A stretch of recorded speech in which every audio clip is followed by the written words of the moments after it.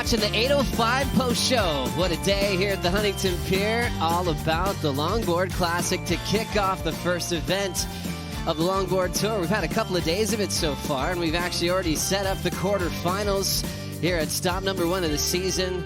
Fun, rippable, combo swell to kick off the Challenger Series, and we saw it all groomed out with some incredible style the last couple of days to set up the quarterfinals. Thanks for being with us on the 8:05 post show. Joe Turpel, Mitchell Salazar, and Waxhead to break down all the action.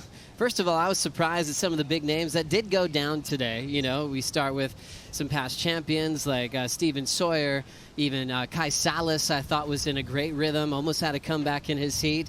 But let's talk about the highlights, starting with you, Waxhead. What did you love about today? It was the Filipino crowd really behind JR. We had Ben Skinner, another favorite, going down, and we knew with the goofy footer and the natural foot battle all day, all of those heats were going to be very sketchy, but it was JR that came out on top, and the vibe on the beach was electric. Yeah, the support crew is something we talk about all the time in pro surfing, but there's something really magical happening with JR right now, Mitch. Yeah, there is, and a part of the world that maybe hasn't developed as much in terms of the quality of the surfers that we've seen with the quality of waves that they had to. But I think another performance that needs a lot of credit too is Kaniela Stewart. I mean, man, he's looking to go back-to-back this year with good performances here at the Open, and another dominant performance out here on the Southside Peak, Joe. Really cool. Well, we did have a final heat just come to a close. Let's catch up with Chloe and AJ.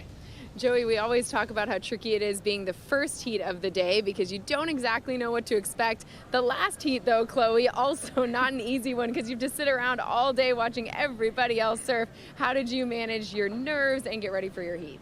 Oh, I think the day felt so long. I was just sitting out here today all day long watching all the heats, and I try to take a nap in the car, go for a walk, have some breakfast, but I could not wait to pedal out after seeing everyone ripping, and I couldn't take my eyes off the left. So yeah, I'm really stoked too. The nerves were there for sure after a long time waiting, but I was happy that I got to manage those nerves and motivate me to get 2 good waves and yeah, close the day in a good way. One of them in particular, that 8, walk us through it. So as I can remember, it was a medium-sized wave, and I was just looking for that section where I could just hang 10 and hold as long as I could, and I knew the high score would come from a hang 10 out the back, and I tried to hold as much as I could. I wish there was an ending section for me to hit the lip, but it closed out. But I was really stoked, and I was just for the second half of the heat, I was just trying to improve on my backup score. But it was really slow towards the end, but I was really stoked that I got the 8. As you should be. Congratulations, you're on to the quarterfinals. Para o Brasil, você quer dizer mensagem para o Brasil? Sim, agradecer por toda a torcida sempre. É um prazer poder representar o Brasil no circuito mundial. Espero muito trazer um resultado bom pra gente. E a torcida do Brasil é a melhor que tem, então continue mandando a vibe boa. Parabéns. Back to you. Obrigado, valeu, tamo junto. Well done too, Chloe Calmon. I love that she's in such a great place, vibrant personality, vibrant in the water. But Waxy, can you relate to that? I mean, having the last heat of the day, I mean, what was she talking about there, having to wait till the afternoon for her heat? Well, typically Chloe doesn't eat until she surfs, and I hope she didn't wait all day to eat because I tell you what, that was a long time.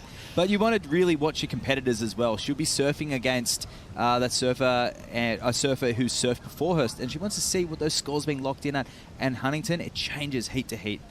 Wow, you're looking at the matchups, Hono before her, so quarterfinals are looking really stacked. So there were a lot of kind of usual suspects that really took control. Honolulu Bloomfield was on fire today as well. She was. I thought she had an excellent performance, and especially picking off those lefts, which, you know, really did stand out more in the afternoon with that northwest wind that were coming into them too. But, you know, there were a couple of heats midway through the round that I thought had decent performances. Soleil Errico didn't really look like the world champion from last year. I don't think she's really adapted yet to surfing at beach breaks. And I thought Elise Lemoyne barely beat out Tully White, too.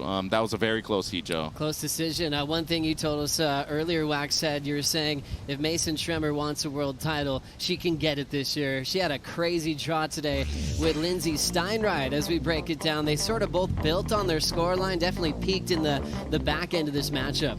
This is very evenly matched. Their skill set is very similar, both very athletic in their performance and very fit. And it really just came down executing the waves when they came. So Lindsay, super clinical, and you can see she rarely falls, and she made it count when she needed to.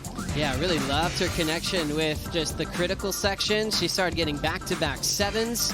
And then Mason put herself in the game, Mitch. She got a high 6 and then ran out of time. Yeah, unfortunately for this, as you mentioned, Joe, right at the end of the heat, so was still needing another big score, but it seemed like that rhythm that Lindsay got at the beginning of the heat, she just kept it going. And this left right here, I mean, she needed something in the upper 8s, was able to get something in the low 8s, but the only excellent score we saw all heat long, some beautiful stuff. Great combo with the nose ride and then the carve, but unfortunately, just not enough at the end. The 6.5 came in, and then the last-ditch effort, 8.4, needed the high 8-point ride, so just a little too late because she was right back in the mix. A few more minutes, who knows how this would have ended up. Nice battle there. Steinriede winning her world title a while back. Looks like she's in better form than ever. Moving on to the quarterfinals, Waxhead. Yeah, Lindsay, she's going to be one to watch, and I feel sorry for Mason. She put in a great performance, and 14.9 heat total was enough to win most of the heats across the men's and the women's draw today. Mitch, easy to pick a winner now? Is it too hard to say? I mean, we've got the quarters. We've seen a couple of rounds at this stage. Do you want to wait? It's totally fine if you want to wait. I'll throw somebody out there right now. I'm going to say Rachael Tilley. I think the 2 heats that she served so far, she's looked dominant. She's established positioning at the beginning of the heat too, and she's really come out to compete. I like the way she's been surfing so far, Joe. Waxhead, agree or disagree, or who do you think is leading the charge into finals weekend? I feel Chloe Calmon, after that heat that she had today, she'll be carrying on that momentum, and if the lefts keep up, and she looks like she's in a really good flow of momentum. But I tell you what, there's some hot competition with Honolulu Blomfield not far behind. Gosh, so many great names to talk about as we set up the quarterfinals for the women. The men kicked off the day for us this morning. It was a classic, a big veteran with 3 world titles, Taylor Jensen, in an all San Diego battle with Jack Van Wagoner really pushing him. It was a really close heat this morning, Mitch. Yeah, it was, and Jack had an opportunity at the end to potentially get the score that he needed, but I mean, Taylor Jensen paddled out for his heat with 2 minutes on the clock, and some good stuff right here. Didn't post an excellent heat total, but did enough to get the job done. Joe. Yeah, certainly. Look at that. 5 to 10. I love how he's able to posture with style once he's perching on the nose, and always solid with his rebound technique on the inside corner, Waxhead. Yeah, Taylor's really worked on those subtleties that are on display with these camera angles and the judging criteria of late. But Jack, he pushed him all the way, and I love Jack's style. Very mature for an 18-year-old. He's surfing well above his years, and he's utilizing the tail and the nose with equal experience. And you just watch the end section here. He comes up and down and also showcasing a shortboard background. Oh, I love seeing that spring-loaded approach and also getting up to the nose. Nice footwork. He was super reliable with that kind of redirect on that oncoming section throughout this event. What was really cool, too, was see him actually bring it to the 3-time world champion, too. Had a very close heat. I mean, easily could have gone either way in terms of one wave making a big difference. But you see right there, I just think it came down to that backup score being just a bit better for Taylor Jensen. Yeah, interesting when you talk to these guys, especially someone like Taylor who's been around for so long. You know, he remembers that Jack got him recently down in San Diego. And he definitely spent some time. I think he used that for a little fire up this morning to move on to that first quarterfinal. Waxhead, what are you seeing in these matchups in the finals bracket? Well, the 2 most experienced surfers in the draw, Taylor and Edouard, that's going to be fireworks. And both surfers are on fire. But Kyle Flynn, Tony Silvani, you have the guy who just doesn't care. He's going to give his all. Tony Silvani in any conditions, 1 to 10 feet. But the stylist, Kyle Flint, if he's on, he's going to be hard to beat. And I'll tell you what, whoever meets in that semi, that's going to be a great one as well. Wow, all goofy foot battle. JR down to Richie Cravey. Ay, Mitchell. What are you seeing there? Oh, I think JR is going to be hard to beat right now, and especially with the uptick in conditions that we're going to see throughout this weekend as well. But I feel like the lefts are going to turn on, Joe. They turned on this afternoon, and for JR, that's really what he has to be looking forward to. Special part of the 805 post show. It's time for the Cup Noodles Wave of the Day, representing the North Shore of Oahu. 3-time world champion Honolulu Bloomfield lit up this left. 8.67, Waxhead. Yeah, beautiful style there from Honolulu. You could tell she was feeling it. Usually her hands are an indication if she's on, her hand movements will be quite minimal, and she's keeping them quite relaxed today. And here we go again. So up to the nose, and just really clear, defined nose rides. And even though that one's a bit on the face, really making it look like purposeful surfing.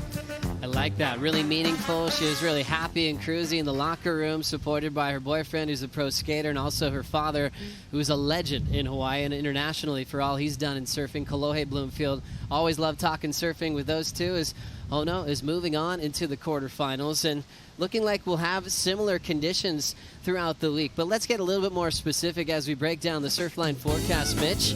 We already finished day 5 and plenty more action to come through the weekend. Yeah, and you look at that playful run of south-southwest swells that we've had throughout the week so far. It's just going to get even better. That red blob right there that's been pushing some swell towards the North Pacific. As you see right here, the winds in the AM have been very light. Have gotten a bit stronger in the PM the last 2 afternoons, but guess what? They're supposed to be very minimal the next few days, knowing that we're going to get that south-southwest swell coming through. And as you can see right here, it's coming towards finals weekend too. That energy that's going to be pushing towards the north, it's going to be very fun. But look at this. Tomorrow, it already picked up a bit more, 3 to 5 feet. We are going to see some side shore texture during the morning, a bit cleaner in the afternoon with that straight on shore. But what I'm liking this weekend, side shore, 3 to 4 foot faces. It's going to decrease a little bit, especially for those 2-person heats. It's going to be perfect, Joe. Really cool. It's been fun just to see the surf the last few days. The story has been Southern California has been flat for months, and we scored at the right time. And also not having that big gutter, even for the shortboarders, not really having to do that traditional Huntington hop. It's been really cool. Focused on the inside bank as well, and seen a lot of great action, Waxhead. Yeah, Peter Townend, 76 world champion, was full of enthusiasm looking at the onshore wind. He said, doesn't matter if it's onshore, it's the best Huntington gets considering the sand formation. So that's something really enthusiastic for a guy that's been here for decades. To see that smile on his face, it's going to be a good few days. Oh, great words from a world champion like PT. Now it's time for the top 5 here on the 805 Post Show. It's always nice when you get a part of this list.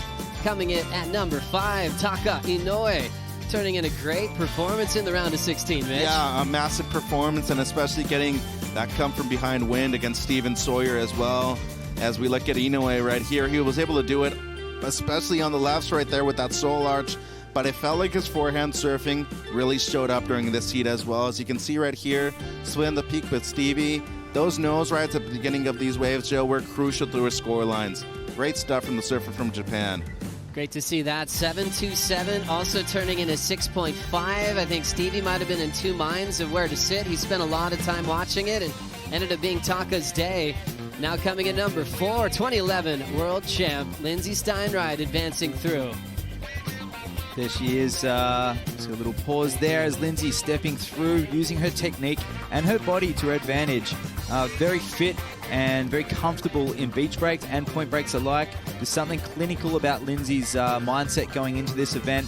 With nothing to lose, Lindsay really let it all hang out there with that nose ride opening, stepping back, and really utilizing the rail and topping that one. Because I tell you what, Lindsay, if it gets bigger, she's going to be one to watch. She's got a quiver of surfboards, which not a lot of surfers have here. I knew this man would make the top 5. JR taking number 3 spot, Mitch. Yeah, and what a performance. Again, Ben Skinner, and it just seemed like he was comfortable out there at a beach break that it almost looked like he's known this place for years, Joe, and finding the right waves, being in the perfect spot at the right moment, dropping excellent scores. The nose riding combined with the playful rail surfing was all on point by the Filipino surfer. Gosh, there's a lot of highlights from today where people are really enjoying those little wedge lefts into the pier. Goofy footers, absolutely love that. All the Philippines just celebrating every moment for JR. I talked to a couple of them. They're trying to take off work this weekend, and so they make sure they don't miss a heat. Talk about a support crew. They got to make the top 5, despite being some of the best fans we've had so far at this event. Big smiles from JR for good reason, and now taking the number 2 spot. Once again, Honolulu Bloomfield getting tactical, Waxhead. Yeah, in a changing lineup and an undercurrent of groundswell, Honolulu went and showed her waterwoman skills there at Huntington on the lefts. A 20-second groundswell in amongst the windswell. You could not tell that Honolulu had any nerves about her.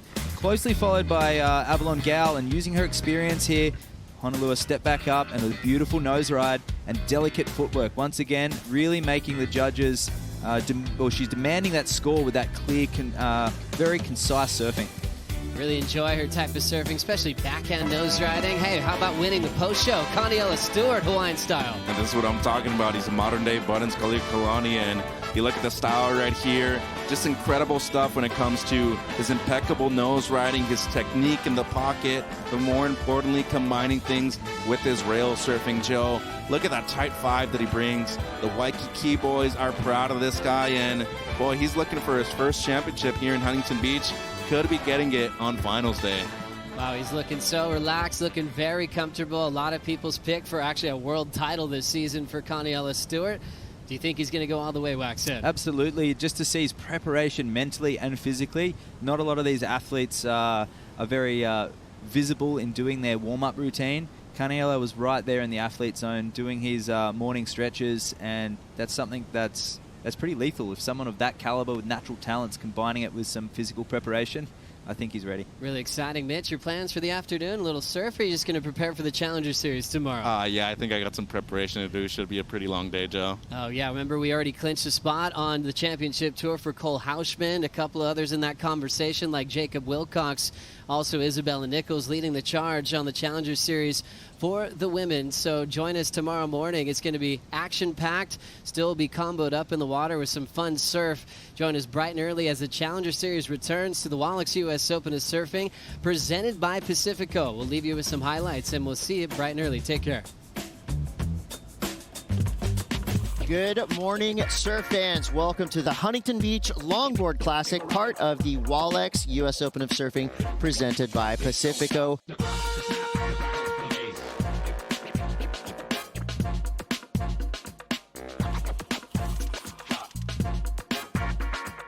Little backside perch. Solid control. Watch Kevin set up a left up to the 5.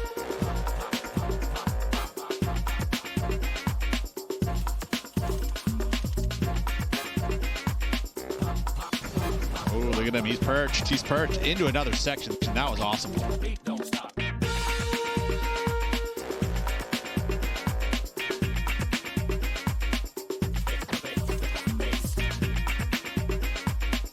That carve was beautiful.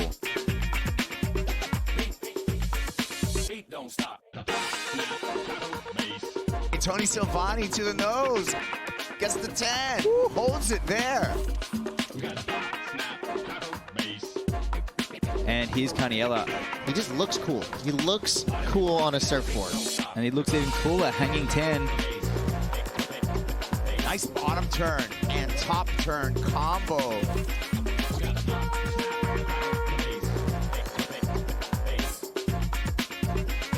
Love this nose ride.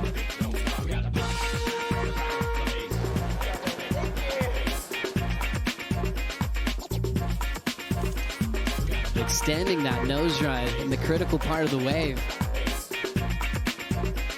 We're going to see JR move on to the quarterfinals, and the celebrations begin right on the sand. Stop number 1 of the World Longboard Tour.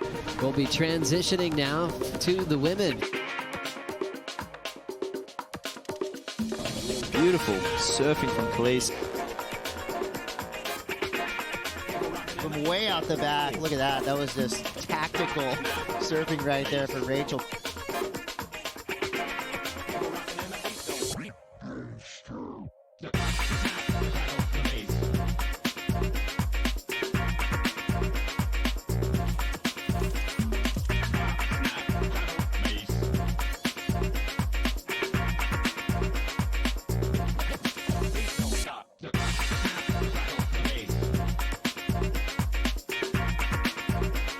Staying high on the wave. Beautiful nose ride here.